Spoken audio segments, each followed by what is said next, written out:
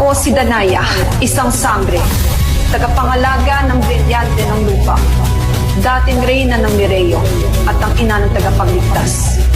Nakita ko na pagbagsak at pagbangon ng Encantadia. Naranasan ko ang pagkawala, pagtataksil, pagkakaisa at huling pag-asa. Noong minsang bumalik ang dilim sa katauhan ni Mitena, isang nilalang mula sa pinakalalim na bahagi ng kadiliman. Pinilitang ipagtanggol ang aming mundo. Ngunit kahit ang pinagsama-samang lakas ng aming brilyante ay hindi sapat. Nagpasyakan pumakas dala ang pinakamahalaga sa akin. Sa mundong walang kapangyarihan, iniwanan ko ang aming dugong diwata. Ako'y nanirahan. Doon ko isinilang si Terra. Siya ay bunga ng panibagong buhay. Isang sanggol na naging liwanag ko sa gitna ng aking pagdurusa. Ngunit hindi ako binigyan ng katahimikan ng tadhana. Nang araw ng mismong pagsilang ko kay Terra ay ang araw ng mismong tinawag ako ng tadhana upang bumalik ng Encantadia.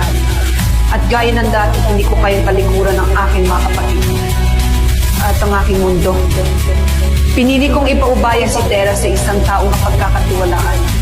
Pinagkatiwala ko ang aking anak sa mga taong may busilak na puso at iniwanan ko siya sa distrito sa East. Lumaki siyang hindi alam ang kanyang pinagmulan, malayo sa mahika, malayo sa kanyang lahi, ngunit hindi kaya't itago ang isang sangre habang buhay. Dahil sa kanyang mga ugat, unti-unting nagising ang kapangyarihan sa kanyang dugo. At habang nagahari ang kadiliman sa mundo ng tao, siya'y tinawag bilang tagapagligtas. Ngunit ang hindi niya alam, siya rin ang inaasam-asam na pag-asa ng Encantadia.